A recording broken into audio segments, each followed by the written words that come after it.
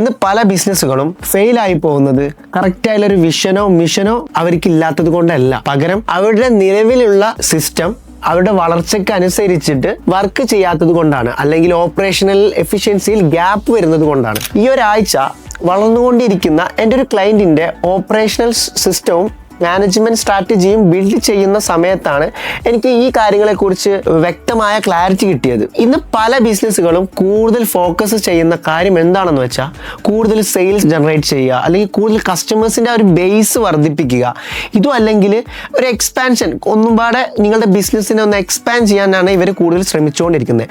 പക്ഷെ ഇവർ പലപ്പോഴും മറന്നു പോകുന്ന ഒരു മെയിൻ ഡേഞ്ചറസ് ഏരിയ എന്ന് പറയുന്നത് പ്രോപ്പറായിട്ടുള്ള ഒരു ഓപ്പറേഷണൽ സ്ട്രക്ചർ പല ബിസിനസ്സുകളും പലപ്പോഴും ബിൽഡ് ചെയ്യാൻ മറന്നു പോകുന്നു.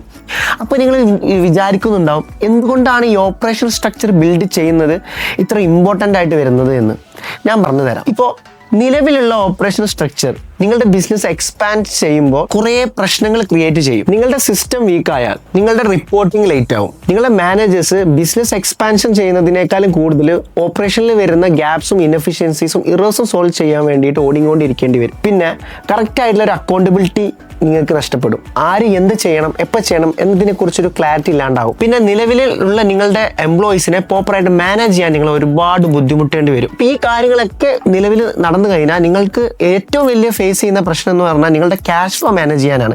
നിങ്ങളുടെ ബിസിനസിന്റെ ഓരോ എക്സ്പെൻസും ഓവർ എക്സ്പെൻസും നിങ്ങൾക്ക് പ്രോപ്പറായിട്ട് ട്രാക്ക് ചെയ്യാൻ പറ്റാത്തൊരു സിറ്റുവേഷനിലോട്ട് നിങ്ങൾ എത്തിപ്പെടും. ഇങ്ങനെ എത്തിപ്പെട്ട് കഴിഞ്ഞാൽ നിങ്ങളുടെ ബിസിനസ് സ്ലോലി ഫെയിലിയറിലോട്ടോ അല്ലെങ്കിൽ നിങ്ങൾ വലിയ നഷ്ടത്തിലോട്ടോ എത്തിപ്പെടും. ഇനി ഇതിനൊക്കെ എന്താണ് ഒരു പരിഹാരം? ഞാൻ പറഞ്ഞു തരാം. ഒരു പ്രോപ്പറായി സസ്റ്റൈനബിൾ ഗ്രോത്ത് ആഗ്രഹിക്കുന്ന കമ്പനീസ് മെയിൻലി ഫോക്കസ് ചെയ്യുന്ന കുറച്ച് കാര്യങ്ങളുണ്ട് അവരുടെ ബിസിനസ്സിൽ ഇംപ്ലിമെന്റ് ചെയ്യാൻ. അതിലൊന്നാണ് SOP എന്ന് പറയും, സ്റ്റാൻഡേർഡ് ഓപ്പറേറ്റിംഗ് പ്രൊസീജിയർ റെഡിയാക്കണം.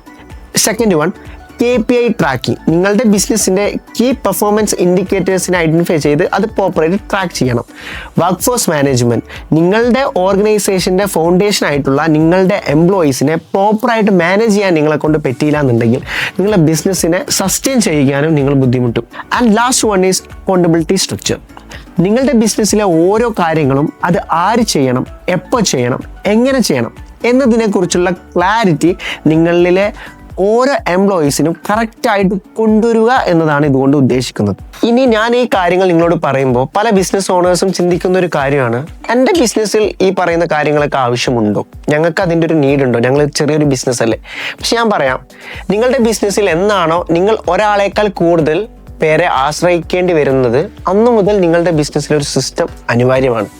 കാരണം പല ബിസിനസ്സുകളുടെയും ഗ്രോത്ത് ഒരിക്കലും അതൊരു ഭാഗ്യത്തിൽ വരുന്നൊരു കാര്യമല്ല. കറക്റ്റ് ആയിട്ടുള്ള ഒരു സ്ട്രക്ചേർഡ് കൺട്രോളിങ്ങിലൂടെയും ഒരു പ്രോസസ്സിലൂടെയും നിങ്ങൾ അച്ചീവ് ചെയ്യുന്ന ഒരു ഔട്ട്കമാണ്. സോ എനിക്ക് ഈ വീഡിയോ കാണുന്ന ഓരോ ബിസിനസ് ഓണേഴ്സിനോടാണ് പറയാനുള്ളത്, നിങ്ങളുടെ ബിസിനസ് പ്രോപ്പറായിട്ട് വളരണം എന്നുണ്ടെങ്കിൽ നിങ്ങൾ ആദ്യം ചെയ്യേണ്ടത് നിങ്ങളുടെ വളർച്ചയ്ക്ക് അനുസരിച്ചാണോ നിങ്ങളുടെ ഓപ്പറേഷണൽ സിസ്റ്റം വർക്ക് ചെയ്യുന്നത് എന്ന് നിങ്ങൾ ഐഡൻറ്റിഫൈ ചെയ്യണം.